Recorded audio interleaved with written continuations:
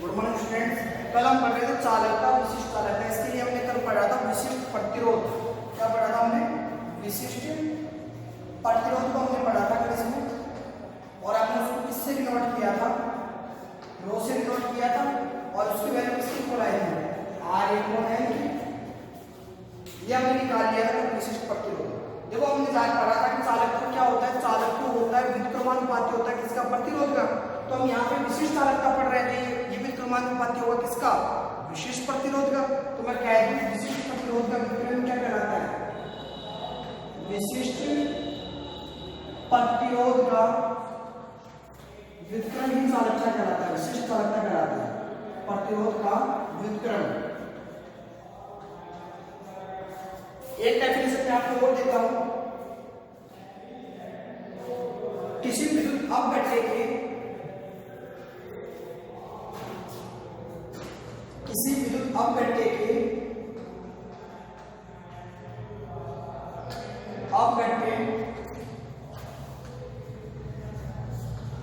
एक घन सेमी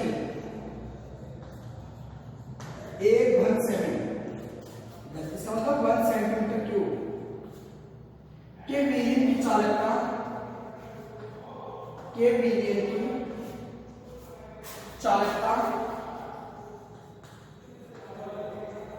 विशिष्ट चालकता कहलाती है। विशिष्ट चालकता कहलाती है। या फिर मैं कह दूं कोई भी 1 ml विद्युत अपघट्य विलयन की चालकता क्या कहलाती है? विशिष्ट चालकता कहलाती है।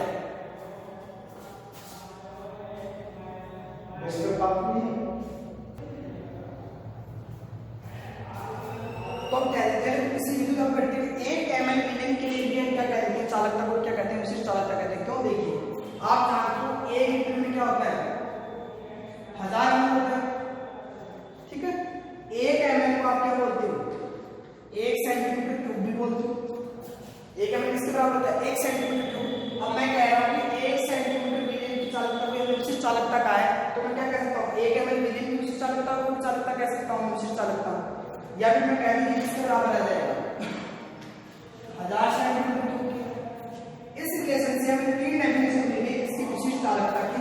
पहले विशिष्ट प्रतिरोध का व्युत्क्रम होते हैं, ठीक है। दूसरी चालकता को क्या है? किसी विद्युत अपघट्य के 1 घन सेंटीमीटर के विलयन की चालकता क्या कहलाती है? विशिष्ट चालकता कहलाती है। या फिर मैं कह दूं कि 1 ml विद्युत अपघट्य के विलयन की चालकता क्या कहलाती है? विशिष्ट चालकता कहलाती है। दूसरी परिभाषा लिखना चाहूं, क्या बोलोगे? 1 ml विद्युत अपघट्य विलयन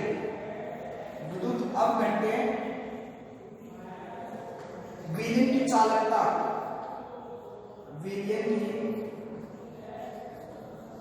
चालकता, विशिष्ट चालकता कहलाती है। हमें तो 3 डेफिनेशन पता चल गई। एक तो एमएल में देख ली हमने, एक सेंटीमीटर क्यूब में देख ली, एक प्रतिरोध के रेस्पेक्ट में देख ली। अब इसको समझेंगे कैसे देखेंगे, और इसका मैथमेटिकल डेरिवेटिव इसको हमें पता है कि क्या होता है? विशिष्ट प्रतिरोध का व्युत्क्रम होता है। कौन? विशिष्ट चालकता। तो मैं यहाँ पे विशिष्ट चालकता को किससे नोट कर रहा हूँ? यहाँ पे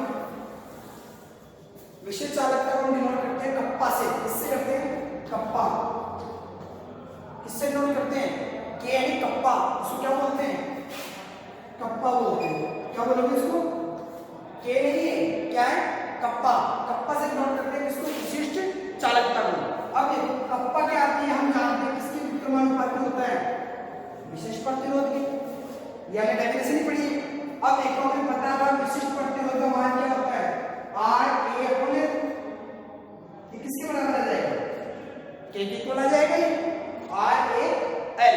A क्या था हमारे पास? किसी भी तार का अनुप्रस्थ काट का क्षेत्रफल था, और L क्या था? उसकी लंबाई थी। R हमारे पास क्या था? प्रतिरोध था। और ये हमारे पास ये क्या था? रो था। रो क्या था हमारे पास? विशिष्ट प्रतिरोध। अब देखिए आपके पास क्या आ गया? यदि मैं कह दूं आपको, यदि L बराबर 1 सेंटीमीटर लंबाई, और आपके पास क्या है? A बराबर 1 सेंटीमीटर स्क्वायर, तो क्या आएगा? K बराबर क्या आएगा आपके पास? मैं कह दूं K किसके बराबर आ जाएगा? बताओ 1 कौन आ गया? आएगा या नहीं आएगा? लेकिन आप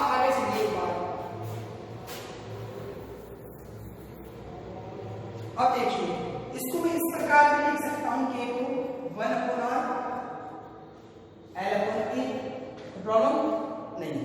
अब देखो हमने पढ़ा था 1/r क्या था, चालक तो था हमारा c, 1/r को क्या लिखा था c, तो मैं यहां लिख सकता हूं देखो k बराबर c l/a। अब मैं आपको बता दूं l/a को x देते हो क्या होता है, सेल स्थिरांक बोलते हैं इसको, क्या बोलते हैं, x को सेल स्थिरांक, क्या बोलोगे x को सेल स्थिरांक। तो यहां पे इसकी वैल्यू क्या लिख सकता हूं मैं, x लिख सकता हूं, तो क्या आ गया मेरे पास k c x आ गया मेरे पास। यदि मैं x की वैल्यू स्थिरांक है तो मैं कह सकता हूं कि इसके समानुपाती आता है c की। यदि चालकता को आप बढ़ा रहे हो तो विशिष्ट चालकता क्या हो रही है, बढ़ रही है, यही तो था चालकता तो कहा है, सुशील को आपने क्या कहा था, चालकता। अब मैं आपसे पूछूं कि k की इकाई बताइए क्या होती है, तो k की इकाई देखिए,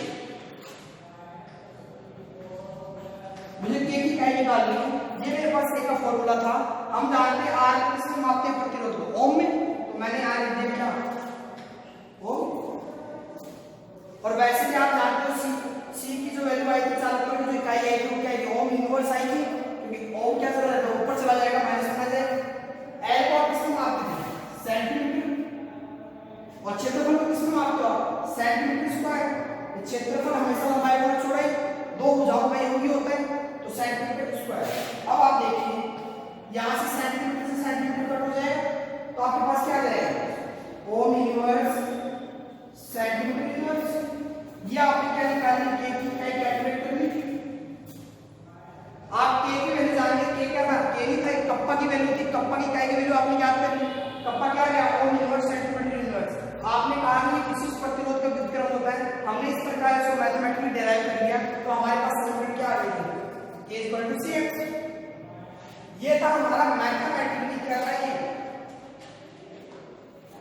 मैथमेटिकली क्या था हमारे पास, विशिष्ट चालकता था, उसको मैथमेटिकली डिराइव कर लिया हमने, और डेफिनेशन भी आपको बता दी। ये हमारा था विशिष्ट चालकता।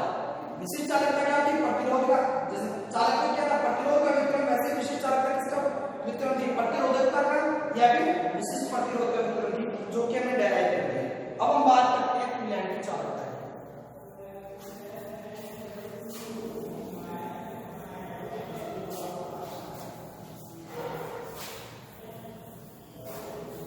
तुल्यांकी चालकता,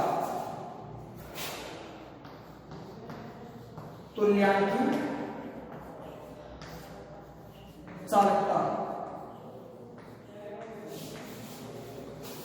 इसको हम लिखते हैं लैम्डा इक्यू से, क्या लिखते हैं, लैम्डा इक्यू से लिखते हैं, या फिर क्या लिखते हैं इसको, लैम्डा एन से लिखते हैं, बताऊंगा लैम्डा एन से लिखते हैं इसको।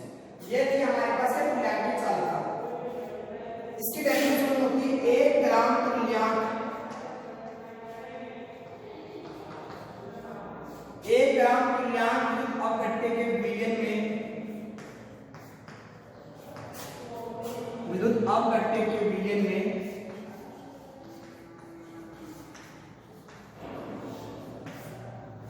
1 ग्राम तुल्यांक विद्युत अपघट्य के विलयन में उपस्थित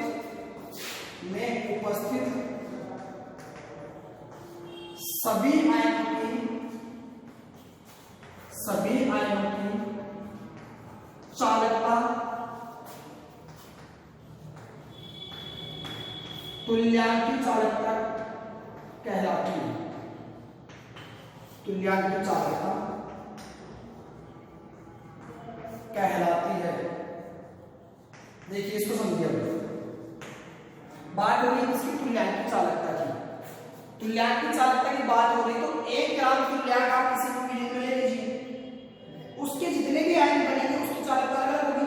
मैंने कहा था कि विद्युत अपघट्य के अंदर जो चालकता होती है वो आयन के द्वारा होती है। अब जो जितने भी आयन बनेंगे उन सबकी चालकता को हमने क्या कहा है, तुल्यांकी चालकता। बस हमें ध्यान में रखना क्या लिया हमने, 1 ग्राम तुल्यांक, क्या लिया है, 1 ग्राम तुल्यांक। अब देखो मैंने लैम्डा एन है, एन हमने नॉर्मलता के लिए लिखा था एन, और नॉर्मलता को मैंने बताया था कि क्या था, ग्राम तुल्यांकों की संख्या लिखी मिलेगी, बटे क्या लिया था, ब्लैक का द्रव्यमान किलोग्राम में, ये तो दिया था फॉर्मूला उसका। तो यहाँ पे क्या है, 1 ग्राम तुल्यांक लिया, 1 ग्राम तुल्यांक किसमें आती है, नॉर्मलता में, तो नॉर्मलता से लैम्डा एन डिनोट करते हैं, एन यहाँ पे क्या है, नॉर्मलता, और ई क्या है, तुल्यांक है, जिसको इक्विवेलेंट कहा था हमने, उसको हमने क्या तुल्यांक। ये डेफिनेशन आ गई इसकी तुल्यांक की चालकता की। अब समझिए इसको, मान लीजिए ये आपके पास बॉक्स सेल है, इसमें ये आपके पास 2 इलेक्ट्रोड है, ठीक है। इन दोनों के बीच की दूरी कितनी है, 1 सेंटीमीटर दूरी है। मान लीजिए यहाँ पे a प्लस b माइनस कोई भी विद्युत अपकट्य होगा जो आयन ब्रेक होगा, ठीक है। यहाँ पे क्या प्रेजेंट है, 1 ग्राम तुल्यांक क्या रखा है हमने, विलय रखा है यहाँ पे 1 ग्राम तुल्यांक। अब इसमें करंट फ्लो होगा तो क्या वही आयन में टूटेंगे, और इनके आयन में टूटने की 1 ग्राम तुल्यांक जितने आयनों में टूटेंगे उसकी चालकता को हमने क्या कहा, तुल्यांक की चालकता का है। मैं मान लेता हूं इसका टोटल आयतन कितना था, V ml। हमें पता नहीं कितना आयतन था, इसमें कितना मिलियन भरा था, हमने मान लिया कितना था, V ml। अब आप आगे देखिए, इधर ही ले लेते हैं इस साइड में। देखो लैम्डा इक्विवेलेंट क्या है, आपको पता नहीं यहाँ पे मिलियन कितना है, V ml है, और 1 ml मिलियन की विशिष्ट चालकता कितनी थी, कप्पा। इसी को कुछ तो निकाला था आपने, कप्पा। ये 1 ml मिलियन की चालकता थी, मैं इसको क्या कर दूं, गुणा कर दूं किससे, V ml से, तो मेरे पास कितना आ जाएगा, इसकी पूरी चालकता आ जाएगी मेरे पास, ठीक है। कप्पा का मान रख दो, कप्पा क्या था हमारे पास, कप्पा जो आया था हमारे पास, कप्पा की वैल्यू क्या है, 1/r, ठीक है। ऊपर क्या था, L इनटू V ml, यानी आपके पास ये जो संबंध आया है वो किसके बीच में आया है, विशिष्ट चालकता व तुल्यांकी चालकता में, तुल्यांकी चालकता। तो पहली संख्या में आपके पास क्या आ गया, विशिष्ट चालकता और तुल्यांकी चालकता में संबंध आ गया। अब आगे देखिए,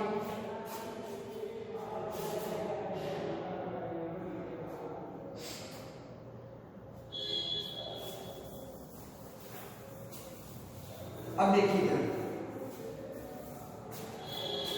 ये तो हमने कप्पा का मान रख दिया। अब VML की बात करते हैं, तो हमने पढ़ा था नॉर्मलता, क्या पढ़ा था, नॉर्मलता किसके बराबर थी, विलय के ग्राम तुल्यांक, विलय के ग्राम तुल्यांक बटे क्या था आपके पास, विलय का आयतन लीटर में, विलय का आयतन लीटर में। कि मैंने कहा था कि नॉर्मल ऊपर वाला चीज होता है आयतन लीटर में, यानी मैं आपके पास क्या, जो आपके पास क्या आ गया, n जो आया वो आपके पास 1/l आ गया, या फिर मैं इसको लिख दूं VL आया नहीं आपके पास। ये संबंध किसकी वजह से आ गया, इसकी वजह से आ गया, इसको मैं इक्विवेलेंट लिख सकता हूं ग्राम तुल्यांक, ठीक है। अब आप आगे समझिए इसको, मैंने लिख दिया इसको VL किसके बराबर आ गया, मेरे पास 1/l, लेकिन हमारे पास कुछ क्या दे रखा है, ml में दे रखा है, तो ml में बदलेंगे तो क्या आ जाएगा आपके पास, V ml बटे 1000। मैं 1000 से भाग देता हूं तो किसमें कन्वर्ट हो जाएगा, ml में कन्वर्ट हो जाएगा, ये इसके बराबर आ गया 1/m, और V ml क्या आ जाएगा फिर मेरे पास, V ml क्या आ जाएगा 1000 बटे, बताओ V ml की वैल्यू आ गई या नहीं आ गई मेरे पास नॉर्मलता से। तो ग्राम तुल्यांक को देख के हमने नॉर्मलता निकाली, नॉर्मलता में हमने देख लिया लीटर था, लीटर को ml में कन्वर्ट कर दिया, 1000 को बदल लेंगे तो क्या आ गया, ml बराबर 1000 बटे n आ गया आपके पास। अब इसका मान कहां रखोगे आप, VML में रखोगे, देखो क्या आता है,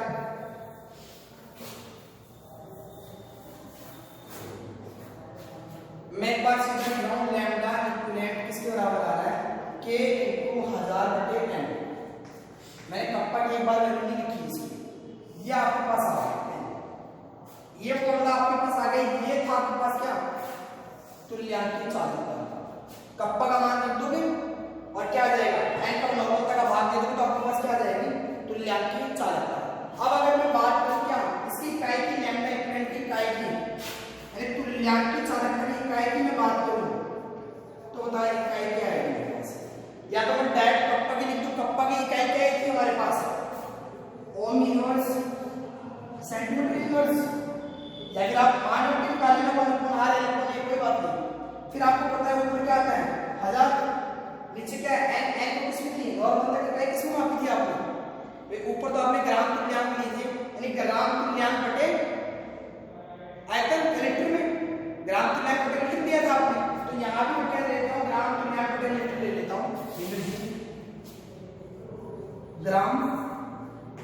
तुल्यांक बटे, अब मैं यहाँ जो नॉर्मल था उसको लीटर में नहीं ले सकता क्योंकि मैंने उसको इसमें बदल रखा है 1000 के ऊपर ml में बदल रखा है मैंने उसको, तो मैं यहाँ क्या ले लूंगा ml ले लिया मैंने। अब बताओ इसकी क्या आएगी आपके पास, ओम इनवर्स सेंटीमीटर इनवर्स, ठीक है, और ग्राम तुल्यांक का भी इनवर्स आ जाएगा क्या, ग्राम तुल्यांक यूनिवर्स, ये भी ऊपर जाएगा। और ml तो क्या था ऊपर था ही, तो आप डायरेक्ट लिखोगे ml, क्या आ जाएगा ml, डायरेक्ट लिख दिया आपने ml इसमें। और अगर ml को मैं चाहूं तो ml को मैं ये भी लिख सकता हूं सेंटीमीटर क्यूब, मैंने कहा था 1 ml किसके बराबर होता है सेंटीमीटर क्यूब के, यदि मैं सेंटीमीटर क्यूब लिख देता हूं तो क्या आ जाएगा बताओ मुझे। अब आप देखते हैं कि 1 माइनस कट जाएगा इससे, या 2 बच जाएगा, तो क्या आ गया आपके पास ओम इनवर्स सेंटीमीटर स्क्वायर ग्राम तुल्यांक का इनवर्स। ये आपने क्या निकालनी, लैम्डा इक्विवेलेंट की क्या निकालनी, कुछ नहीं किया, जो फॉर्मूला था उसके अंदर उसको मान रखते गए आप, तुरंत आपने क्या निकालनी इकाई। ये था हमारा तुल्यांकी चालकता, क्या थी तुल्यांकी चालकता। तो देखो हमने 3 चीजें पढ़ ली है, मैं आपको एक चीज और बता देता हूं यहाँ पे,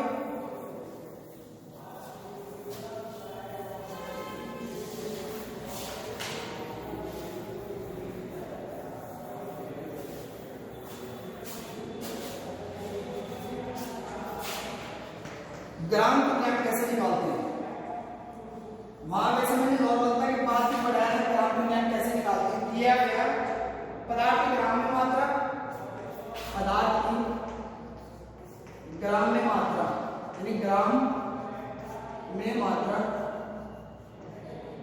बटे तुल्यांकी भार, तुल्यांकी भार, इससे क्या निकालते हैं ग्राम तुल्यांक निकालते थे, हमारा फॉर्मूला था। यदि हमें तुल्यांकी भार का पता चल जाए, पदार्थ के ग्राम में मात्रा पता चल जाए तो क्या निकाल लेते हैं ग्राम तुल्यांक, ठीक है। अभी हमें तुल्यांकी भार भी निकालना नहीं आता, तो तुल्यांकी भार का फॉर्मूला लिखिए, तुल्यांकी भार, तुल्यांकी भार जो होता है वो मोलर द्रव्यमान बटे x, मोलर द्रव्यमान बटे x। मोलर द्रव्यमान आप जानते हो परमाणु क्रमांक का लगभग डबल होता है, कुछ एक है जिसमें थोड़ा ज्यादा होता है, जैसे क्लोरीन है, सोडियम है, ठीक है, 11 का 22 में 23 हो जाता है सोडियम में, 17 का 34 की बजाय 35.5 हो जाता है क्लोरीन में, कुछ एक तरीके वहां मोलर द्रव्यमान आप निकाल सकते हो। x का यहाँ पे x का क्या होता है, यदि मैं हम की बात करूं तो कितने H+ आयन लेता है, जैसे मैंने एग्जांपल दिया था H2SO4, तो हम जानते हैं कितने H+ आयन ले सकता है, 2, तो इसकी x की वैल्यू कितनी आती है 2, तो यहाँ पे 2 लिख देते हैं। अगर मैं बात करूं इसकी, यदि x हमारे पास क्या है क्षार है, क्षार के लिए x निकालना हो तो वहां किसकी संख्या देखेंगे OH- आयन, वो जितने OH- आयन लेगा उतने उसका x का मान हो जाएगा, वो यहाँ पे लिख देंगे। जैसे एक एग्जांपल ले लो आप NaOH, OH कितने 1 देगा तो वैल्यू क्या आ जाएगी 1। फिर एक देखो लवण, थर्ड देखो लवण के लिए x की वैल्यू, इसके लिए x की वैल्यू देखो आप, एग्जांपल देता हूं लवण AlCl3, ये आपके पास लवण है, इसको जब आप ब्रेक करोगे तो किसमें टूटेगा Al+3 + 3Cl- ब्रेक होगा। अब देखिए अगर मैं कहूं यहाँ पे धनायन और ऋणायन की ऑक्सीकरण अवस्था ही क्या कहलाती है, x का मान कहलाती है। धनायन में कितना चार्ज है +3, क्लोरीन में कितना है -3, लेकिन क्लोरीन तो 1 पे -1 तो 3 पे -3, हमें यहाँ पे प्लस माइनस को नहीं देखना है, उसको भूल जाना है। x की वैल्यू हमेशा क्या नहीं आती, पॉजिटिव नेगेटिव नहीं देखते हैं, या तो +3 आएगी या -3, यानी 3 ही आएगी वैल्यू, इसको तो हम नेगलेक्ट करते हैं -3 और +3 को, तो यहाँ पे x की वैल्यू कितनी आ गई 3। ऐसे इस प्रकार क्या कर लेते हैं लवण की वैल्यू निकाल लेते हैं, और इस मामले में क्या कर लेते हैं तुल्यांकी भार निकाल लेते हैं। जब हमारे पास तुल्यांकी भार आ जाता है तो उससे क्या निकाल लेते हैं ग्राम तुल्यांक भी निकाल लेते हैं। ये वैसे आपके 11th क्लास में गिवन है फर्स्ट चैप्टर में, ठीक है। तो आपने 3-4 चीजें पढ़नी पढ़ लिया आपने सबसे पहले क्या पढ़ा, चालक को पढ़ा आपने, जिसको आपने क्या कहा सी 1/r। फिर आपने क्या पढ़ा, विशिष्ट चालक को, इसको आपने क्या पढ़ा, कप्पा से डिनोट किया था इसको। कप्पा किसके समानुपाती था, रो के, ये पढ़ा आपने। फिर आपने क्या पढ़ा, लैम्डा इक्विवेलेंट पढ़ा। लैम्डा इक्विवेलेंट किसके समानुपाती था, k इनटू VML। ये तो था पसी क्या थे आपके पास, तुल्यांकी चालकता। फिर आप क्या करते हैं, इनकी इकाई लिखेंगे, प्रतिरोध ओम में मापते हैं तो ओम इनवर्स, ठीक है। इसकी क्या थी आपके पास, विशिष्ट प्रतिरोध निकाला था। विशिष्ट प्रतिरोध क्या था आपके पास, 1/r/L/T, यानी मैं कह दूं इसकी आई थी ओम इनवर्स सेंटीमीटर इनवर्स, ठीक है। अब आपके पास एक ही वैल्यू पता है, आपको क्या थी, ohm inverse centimetre inverse. VML की हमने वैल्यू निकाली थी, तो VML की वैल्यू क्या आई थी हमारे पास, यहाँ पे मैंने लिखा था ग्राम टू ग्राम, मैं GM से लिख देता हूँ, ग्राम इक्विवेलेंट टू लियांग, ठीक है। इसकी इनवर्स आई थी क्या, इनवर्स। फिर आपके पास ml आया, तो मैंने उसको क्या कर दिया था, सेंटीमीटर क्यूब किया था, तो सेंटीमीटर क्यूब से माइनस कर दिया तो क्या आ जाएगा आपके पास, सेंटीमीटर स्क्वायर। ये आपके पास इसकी इकाई आ गई थी, तो लियांग चालकता की इकाई आ गई थी। तो आपने क्या पढ़ लिया, चालकता को पढ़ लिया, विशिष्ट चालकता को पढ़ लिया, लियांग चालकता को पढ़ लिया, लियांग चालकता पढ़ लिया। अब हमारे पास बचता है मोलर चालकता बचती है। उसके बाद उन दोनों के तुल्यांकी चालकता और मोलर चालकता के बीच में संबंध बचता है, वो हम करेंगे नेक्स्ट क्लास में। आज के लिए इतना ही, थैंक यू।